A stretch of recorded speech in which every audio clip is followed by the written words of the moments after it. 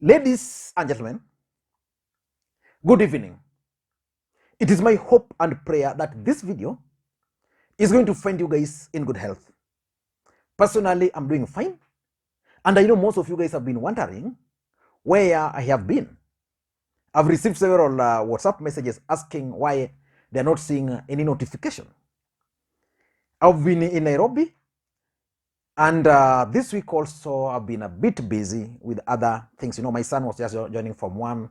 So those preparation, and had an engagement in Nairobi. And I want to thank everybody I met in Nairobi. So many people. Specifically, I want to thank Simon, who drove all the way from Kiamba with their sister to just come and meet me. I want to thank you guys. I want to thank everyone. Now, Mike Sonko was in Mombasa yesterday and today. Mike Sonko and the Wiper Brigades stormed Mombasa County. And from my own perspective, Mike Sonko is going to surprise many in Mombasa. And I will do a comprehensive analysis about Mike Sonko's entry into Mombasa politics, because it's going to disrupt the political formation in that region.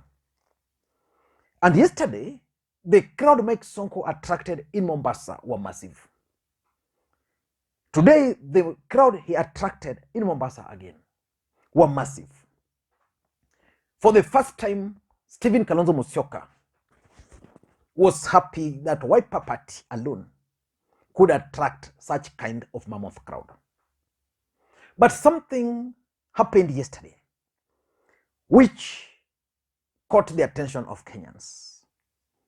Mike Sonko went to a grave and he was emotional at that gravesite. Actually, tears were rolling. And everybody became emotional around Sonko. The grave of the mother in Mombasa. Bismillahirrahmanirrahim. Alhamdulillahi rabbil alamin. Ar-Rahmanir-Rahim. Maliki yawmiddin. Iyyaka na'budu wa iyyaka nasta'in. Ihdinas siratal mustaqim. Siratal ladzina an'amta 'alaihim ghayril maghdubi 'alaihim waladdallin. Amin. Piga kila maji mimi mwenyewe. Piga mama maji. Maji hapa kichwa kwa huku. Anza kichwa kichwa kwa huku.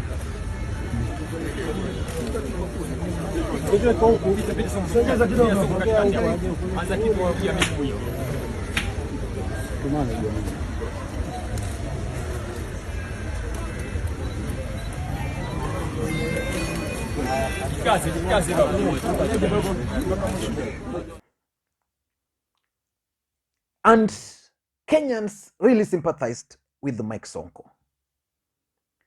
And today, something interesting also took place in Mombasa. While Sonko was touring other parts of Mombasa, a family in Mombasa came out, went to the same grave, and cast Sonko because, according to them, that grave belongs to their mother, late mother. Very interesting developments in Mombasa. Ili kaburi la mamangu Mariam Ali miaka 7 iliyopita. Ili kaburi, musitafute kura kutumia makaburi. Ni mambo ya kusikitika sana sana sana sana sana sana, yametuuma sana. Sonko kuja kusema ili kaburi ni la mamake. Sonko atafute kaburi la mamake, sio hili. Alaysa Allahu bihakamil hakimin. Tuachie Mwenyezi Mungu. Sikiza Sonko,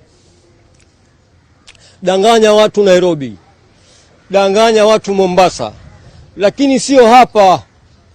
Usidanganye watu kwenye makaburi. Hao watu wametulia, wamelala hapo chini kwenye barzahia, wasumbua. Na Kalonzo wewe, waingia kwenye urongo kama huu? Jambo la kusikitisha sana, jambo la kusikitisha sana, na urudi hapa uombe msamaha Sonko. So the question which most Kenyans are asking is, why would Mike Sonko go to that extent? Because Mike Sonko is actually known for his drama, but not to that extent. But assuming, because there could be two scenarios here. The first scenario is that there's a high chance that the grave is actually Mike Sonko's mother's grave. That's a possibility. And then there's also the chance that that grave is not Mike Sonko's mother's. So why would he do that? And if that grave is Mike Sonko's mother's grave, why would someone come out, a group of people? I know Muslims are known to be truthful, so I also want to trust them. Why would someone come out and claim that grave if it's Mike Sonko's mother's grave? So the question is, why would Mike Sonko go to that extent? Because if Mike Sonko's mother died long time ago and was buried there, the Mike Sonko we know has never gone public about that particular grave. We know how Mike Sonko related with the father, the kind of graveyard he built for the father, massive. And definitely, if that was the mother, I'm sure Mike Sonko should have or could have been visiting that grave. And Mike Sonko cannot visit a place without a phone or a camera. So why now? In my view, Mike Sonko wanted to achieve certain political objectives, which I want us to look at. If you're watching this channel for the first time, please click that subscribe button. Now, why would Sonko do that? Number one, I think Mike Sonko was trying to deal with the issue that he was born and raised in Mombasa.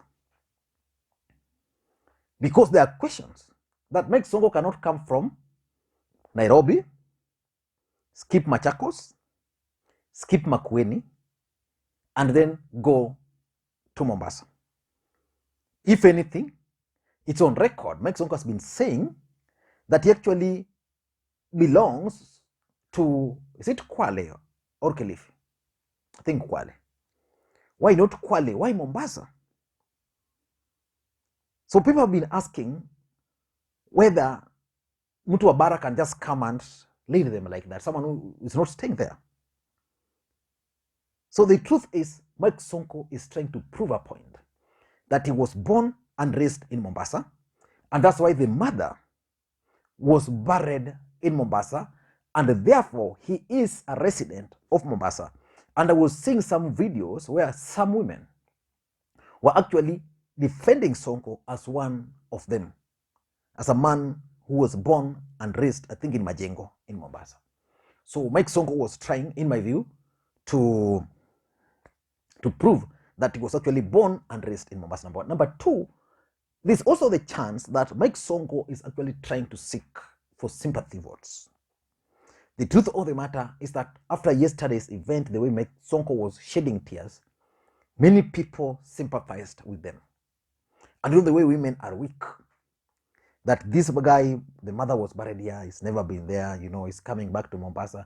Those kind of memories, that he was raised in Majengo by the mother, those kind of stuffs. So the thing is, Sonko was trying to seek for sympathy. Whether he's going to get those sympathy is something I don't know. But if that was his objective, I think if it will be proved that the grave is not the mother's, then those sympathy will haunt him in his bid. Number three, I also tend to think that Mombasa politics is interesting. There's the issue of religion, which is playing a serious role there. And Sonko's religion, Mike Mbovi Sonko, is a Christian. So he wanted a link with the Muslim brothers, in my view. So by saying that the mother was actually buried in a Muslim cemetery means that the mother was actually a Muslim. In my view, that's something he wanted to achieve. And he achieved it because now he was surrounded there by imams. So Mike Sonko left there, everybody knew, okay, Mike Sonko has a Muslim mother and a Christian father, which is important for him in politics of Mombasa. Number 4, in my view, I think Mike Sonko is just transferring the drama from Nairobi to Mombasa. Mike Sonko understands the voter, what they love, the drama, the cries, the videos he was leaking in Mombasa, dancing with those women. Those are the things voters love. He has already opened a club there, so people are talking about Sonko. The only thing is, this one might actually backfire on him. And lastly, I think also Mike Sonko is trying to appeal to the poor, that his background, he comes from a poor background. The mother, he stayed in Majengo. The mother was just buried like an ordinary Muslim there in Mombasa. Even the choice of that cemetery tells you a lot. I don't know what you think, but I tend to think that Mike Sonko is going to disrupt the politics of Mombasa. My friend Hassan Omar should be a worried man, and the ODM candidate Abdul Samad Nasser should also be a worried man, because Mike Sonko's entry alongside that of Ali Mbogo is a serious combination, serious one. And his calculation is simple: up country and Mijikenda. Hassan Omar is viewed as Arab, Nani is also viewed as Arab, Nasir. So let us wait and see how all these things are going to unfold, and whether Mike Sonko can actually transfer the brand of politics from Nairobi successfully to Mombasa. And if he will succeed, Mike Sonko will actually become the first person to win gubernatorial seat in Kenya in 2 places. Nobody else has ever done that. Thank you guys, and please may you have a good day. Bye-bye.